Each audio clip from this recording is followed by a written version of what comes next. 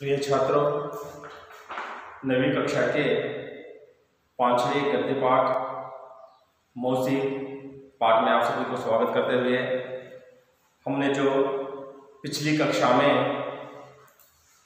लेखक का परिचय भी प्राप्त किया था और इस पाठ के निहित नए शब्दों का भी हमने ज्ञात किया था और इस पाठ का आशय के बारे में भी हम जानकारी प्राप्त की थी।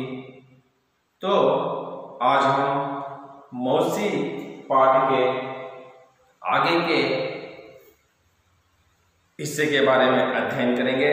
तो सभी छात्र अपनी पुस्तकें खोलकर पृष्ठ संख्या 33 में देखें।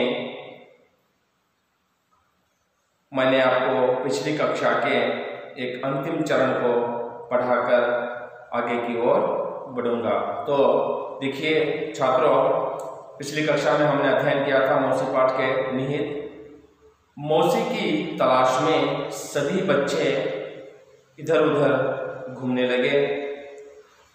मौसी उन्हें नहीं मिली।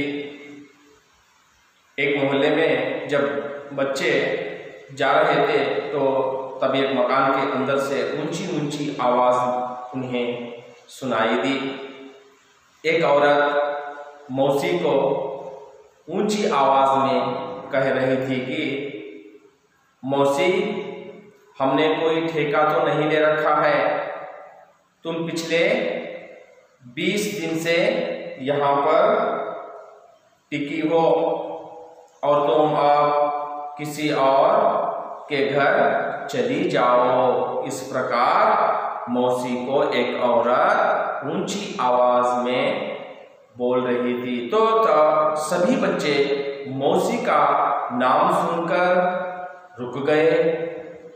देखे कि मौसी शायद इस घर में होगी, क्योंकि उन बच्चों को मौसी का नाम जो सुनाई दिया तो सभी बच्चे रुक गए और बंद दरवाजे की एक दरार में से एक बालक ने झांक कर देखा तो वहाँ मौसी एक खाट पर लेटी हुई है। उसके बाल उलझे हुए हैं, बिखरे हुए हैं और चेहरा फीका पड़ा हुआ है। लगता है मौसी बीमार है। उस स्थिति में मौसी को देखकर बच्चों को बहुत दुख हुआ और वहाँ औरत जो मौसी को डांट रही थी, उस औरत पर उन बच्चों को गुस्सा भी आया। यह हम पिछली कक्षा में अध्ययन किया था। तो चलिए आज हम उसके आगे के भाग के बारे में अध्ययन करेंगे। तो छात्रों देखिए, सभी अपने अपने पुस्तकें पृष्ठ संख्या 33 में। दूसरे दिन बच्चे हॉकी मैच खेलकर लौट रहे थे तो रास्ते में पुल के पास मौसी बैठी नजर आई। तो हमने पिछली कक्षा में अध्ययन किया था ना, एक औरत मौसी को डांट रही थी, तुम अब किसी और के घर चली जाओ, इस प्रकार कह रही थी। तो बच्चे बंद दरवाजे की दरार में से देखकर यूं ही अपने अपने घर चले गए। दूसरे दिन जब अपनी हॉकी मैच खेलकर अपने घर लौट रहे थे तो उस रास्ते पर ही एक पुल पड़ता है, एक पुल आता है। उस पुल के ऊपर उन बच्चों को मौसी बैठी दिखाई दी। मौसी उस पुल पर बैठी थी। उसके पास एक छोटी सी गठरी और लाठी भी थी। मौसी के पास एक गठरी थी जो कुछ सामान या कपड़े वपड़े बांधे हुए, एक गठरी थी और एक लाठी थी। मौसी को देखकर सब उसे घेरकर प्रश्न पूछने लगे। मौसी को देखा तो सब बच्चे भागकर उस मौसी के पास पहुंचे और मौसी को प्रश्न पर प्रश्न पूछने लगे। सभी बच्चे मिलकर मौसी को प्रश्न पूछने लगे। तू इतने दिन कहाँ थी मौसी? यहाँ क्यों बैठी हो? एक ने पूछा। एक बालक ने मौसी को पूछा, मौसी तुम इतने दिन कहाँ थी? तुम यहाँ क्यों बैठी हो? इस प्रकार एक लड़के ने मौसी को पूछा। मैं यहाँ से जा रही हूँ बेटा। तो मौसी ने जवाब दिया, उत्तर दिया, बेटा मैं यहाँ से जा रही हूँ। मौसी ने कहा। कहते हुए मौसी की आंखें भर आई। तो तू तो बीमार थी मौसी, तबीयत कैसी है? बलदेव ने पूछा। अच्छा, तुम यहाँ से जा रही हो? तुम तो बीमार थी मौसी, अब तुम्हारी तबीयत कैसी है? यह प्रश्नार्थक रूप से बलदेव नामक बालक ने मौसी से पूछा। और बेटा मैं ठीक हो गई हूँ। बेटा बलदेव मैं अब ठीक हो गई हूँ। इस प्रकार मौसी ने बलदेव से कहा। अपना गांव जा रही हो? हम तुझे कहीं नहीं जाने देंगे मौसी। सब ने एक स्वर में कहा। तुम अपने गांव जा रही हो? तब सभी बच्चे मिलकर एक ही स्वर में कहा, हम तुम्हें कहीं नहीं जाने देंगे मौसी। इस प्रकार सभी बच्चे ने मिलकर मौसी को कहा। मौसी की आंखों में आंसू छलक उठे। उन सभी बच्चों की बातें सुनकर मौसी की आंखें तो भर आईं।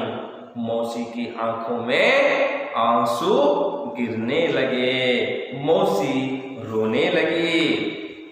दुकान के सामने एक खाट बिछी थी। तभी वहां पर एक दुकान था। उस दुकान के सामने एक खाट बिछी हुई थी।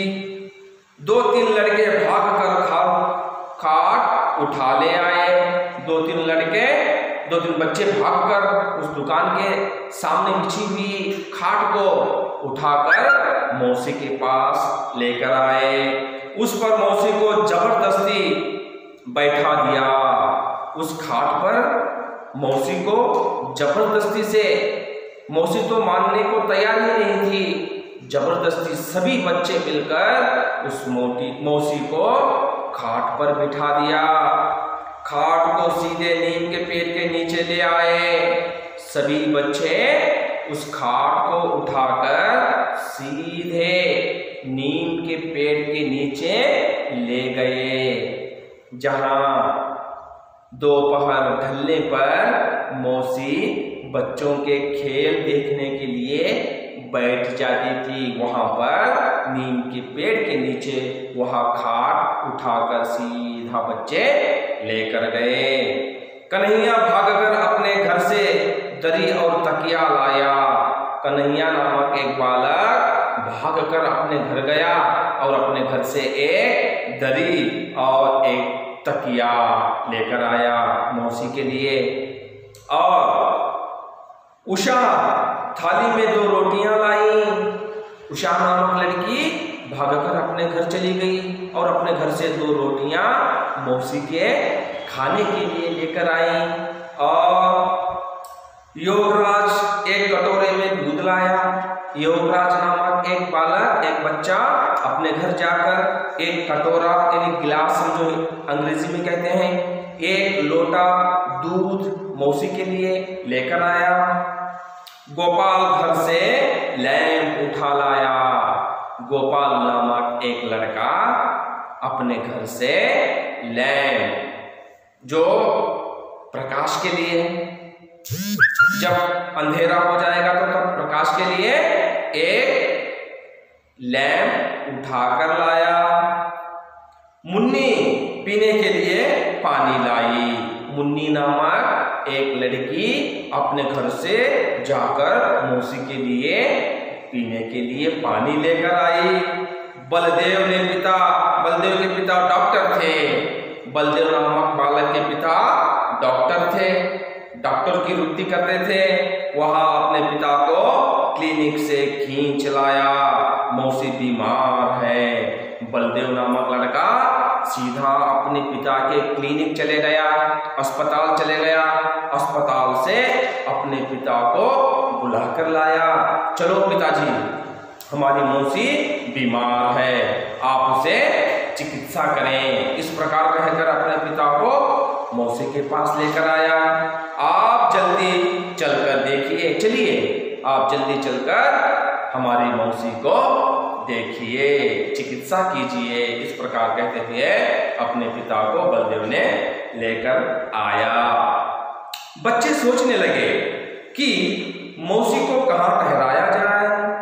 तब सब तो हो गया, हर एक ने अपना अपना काम किया।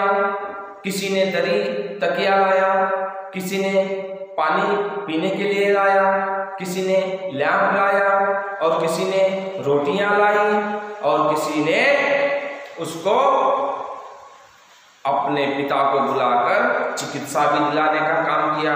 तो तब सब बच्चों ने सोचा तो मौसी को कहाँ ठहराया जाए।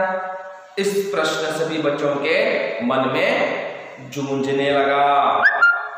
उन्होंने निर्णय लिया कि वे बारी बारी से उसे अपने घर में रखेंगे। देखिए यहाँ सभी बच्चे मिलकर सोच रहे हैं कि देखिए हम सब मिलकर बारी के साथ एक के बाद एक मौसी को अपने घर में रखेंगे। आज तुम मौसी को अपने घर में रख लो, दूसरे दिन मैं अपने घर में मौसी को रख लूंगा, तीसरे दिन और कोई बालक मौसी को अपने घर में रख लेगा। इस प्रकार हम बारी के हिसाब से मौसी को अपने अपने घर में रख लेंगे। देखिए उन नन्हे से छोटे से बच्चों ने मौसी के बारे में कितना सोचने लगा। और बाद में उन्होंने हेडमास्टर जी से विनती की कि मौसी को स्कूल में काम दिया जाए। तो बच्चों ने सोचा हम हमारे पाठशाला के, हमारे स्कूल के प्रधानाध्यापक से, हेडमास्टर जी से विनती करेंगे, हम उनसे प्रार्थना करके मौसी को स्कूल में काम दिलवा देंगे। इस प्रकार सभी बच्चों ने सोचने लगा। हेडमास्टर जी ने मान लिया और मौसी को रहने के लिए स्कूल में एक कोठरी भी दे दी। देखिए उन बच्चों का कार्य देखिए, उन बच्चों ने मिलकर मौसी के बारे में कितना अच्छा सोचा। तो हेडमास्टर जी से जाकर सभी बच्चों ने मिलकर कहा, हेडमास्टर जी मौसी को आप स्कूल में एक काम दे दीजिए क्योंकि मौसी यहाँ पर ही रहेगी। इस प्रकार हेडमास्टर जी ने सभी बच्चों ने मिलकर कहा तो अंत में हेडमास्टर जी ने भी मान लिया और मौसी को रहने के लिए एक कोठरी भी दे दी गई। और मौसी फिर से स्कूल के आंगन में आने लगी। सभी बच्चे बहुत खुश हो गए। सभी बच्चों को बहुत ही आनंद और उल्लास हो गया क्योंकि मौसी फिर से हमें चुटकुले सुनाएगी, हमें कहानियां सुनाएगी और हमें कुछ ना कुछ खाने के लिए देगी और हमें बहुत सारा प्यार करेगी। यह सोचकर बहुत सारा अपना प्यार लुटाने के लिए मौसी हमें तैयार हो जाएगी। इस प्रकार सोचकर सभी बच्चे ने बहुत ही आनंद के साथ रहने लगे और मौसी फिर से स्कूल में आने लगी और उन्हें कुछ कहानियां सुनाने लगी और उन्हें कुछ खाने के लिए टकिया, मूंगफली और चने, इस प्रकार मौसी सभी बच्चों को देने लगी। देखिए और बच्चे उसे घेरे रहते और वह उन्हें कहानियां सुनाती। फिर से पहले की तरह जब मौसी उन्हें कहानियां सुनाती थी, ज्यों ही स्कूल की घंटी बजते ही मौसी कहाँ पर आ जाती थी, स्कूल के फाटक पर पहुंच जाती थी। उसी प्रकार अब तो मौसी स्कूल में ही काम कर रही है तो वह मौसी बच्चों को हमेशा के लिए मिल जाएगी, सदा वहीं पर रहेगी। बच्चे तो बहुत ही खुश हो गए और सभी बच्चे मौसी को घेरे रहे। सभी बच्चे मौसी के साथ मिलजुल कर रहने लगे तो मौसी उन्हें कहानियां फिर से सुनाने लगी। अच्छी अच्छी कहानियां, तोता तोते की कहानियां, काठ के घोड़े की कहानियां, वीरोचित कहानियां और भी अन्य बहुत सारी बच्चों के मन में जो चरित्र निर्माण के लिए बच्चों के मन में अच्छे विचार लाने की कहानियां मौसी फिर से बच्चों को सुनाने लगी। इधर बच्चे भी खुश और इधर मौसी भी आनंद और उल्लास के साथ अपना जीवन बिताने लगी। और कभी कभी लाठी टेकती हुई मोहल्ले का चक्कर काटती, सभी घरों में झांक उनका कुशल क्षेम पूछती। देखिए मौसी कभी कभी उसको कुछ समय मिल जाता है तो तब मौसी उस मोहल्ले में जाकर, जहां पहले मौसी जाया करती थी, उस मोहल्ले में जाकर मौसी फिर से वहां के लोगों के घर में जाकर सभी घरों में उन घर वालों से मिलकर उनका कुशल क्षेम पूछकर, उनके सुख दुख की बातें कर कर उनके साथ कुछ समय बिताकर लाठी टेकती हुई, क्योंकि मौसी को बहुत उम्र हो गई थी। वह अधिक उम्र होने के पश्चात हाथ में लाठी आई हुई थी। हाथ में लाठी टेकते हुए उन मोहल्ले का चक्कर काटकर मौसी सभी घरों में जाकर उनके विचारों को सुनकर, अपने विचारों को उन्हें बताकर, उनके साथ कुछ समय के लिए बिताकर, उनका दुख और सुख में साथ देकर, अच्छे बुरे कुछ बातें कर कर अपने विचारों को प्रकट करने लगी। और सांझ ढले अपनी कोठरी में चली जाती और चैन की सांस लेती। ज्यों ही सांझ का समय हो जाता, संध्या होने लगती तो, शाम होने लगती तो मौसी अपने कोठरी अर्थात स्कूल की तरफ चल पड़ती थी। सभी को उनके कुशल क्षेम पूछकर, उनको कुछ अच्छी बुरी बातें बताकर, उन्हें कुछ अपना प्यार देकर, उनका प्यार पाकर मौसी फिर लाठी टेकती हुई स्कूल की तरफ अर्थात अपनी कोठरी की तरफ चली जाती और अपनी कोठरी में जाकर कुछ समय के लिए चैन और महसूस करती और अच्छी सांस लेकर कुछ विश्रांति पाती। और इस तरह बच्चों के प्रेम और स्नेह भाव से मौसी के जीवन में खुशी के दिन लौट आए।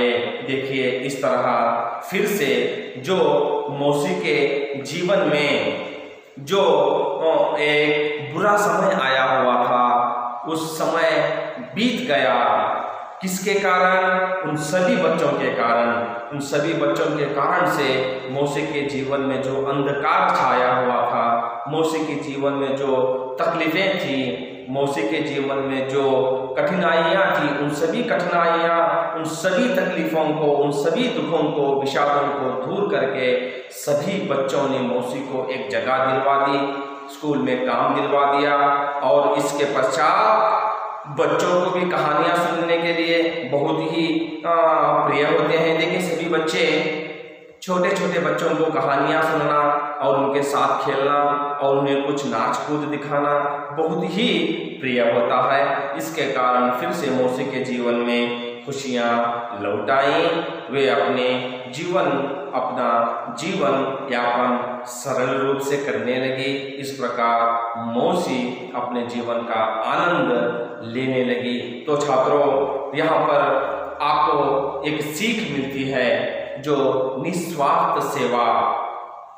तो तुमने इस पाठ के आशय में जो पहले पढ़ा था, उस पाठ का आशय भी यह है छात्रों, क्योंकि आजकल हमें सेवा बहुत कम देखने को मिल रही है। सभी स्वार्थी बन गए हैं, निस्वार्थी कोई भी हमें देखने को नहीं मिल रहा है। तो छात्रों, आप सभी से यही विनती है कि आपको कभी भी समय मिल जाए, कभी भी आपको एक अवकाश मिल जाए, तो उस अवकाश का, उस समय का सदुपयोग करो और बड़ों की इज्जत करो और बड़ों का आदर करो, उनका कहना मानो और छोटों से प्यार करो। इस प्रकार इस पाठ में आपको उत्तम से उत्तम गुण मिल जाते हैं। तो छात्रों, इस पाठ के अंत में मौसी किस प्रकार फिर से अपना जीवन यापन करने में खुशियाँ बीतने लगी, उसी तरह आप भी यदि आप सोचकर देखिए, किसी का एक सहाय आप करिए, किसी की एक मदद करिए, तो आपको देखने को तो कुछ नहीं चाहिए, आंतरिक आपके मन में वह जो संतोष होता है, वह जो उल्लास होता है, उसका कोई कीमत कोई भी नहीं लगा सकता है। इस प्रकार अंत में आपको मौसी के जीवन के जो घटनाएं, जो मौसी के जीवन में जो घटित घटनाओं को आपने अच्छी रूप से याद हुआ होगा। यदि आपको कुछ भी नहीं मालूम हुआ तो आप मुझे फिर से पूछ सकते हैं, मैं आपको बताने के लिए सक्षम हूँ। तो छात्रों, 5 मिनट के लिए इस गद्य को आप पढ़ लीजिए, मौन वाचन कीजिए, मन में पढ़ लीजिए। आपको कोई भी दिक्कत हो, कोई भी शब्द या वाक्य का अर्थ नहीं मालूम हुआ हो तो मुझे आप पूछ सकते हैं। तो आपको मैंने 5 मिनट के लिए अब मौन वाचन का समय दे देता हूँ। तो छात्रों देखिए, किसी भी पाठ को हम समझने से पहले, पढ़ने से पहले उसका मुख्य उद्देश्य और उसका आशय समझना बहुत ही आवश्यक होता है। इसलिए हमने इस पाठ को भी पढ़ते समय सबसे पहले उसका आशय समझ लिया। उसका आशय तो यही था, निस्वार्थ सेवा।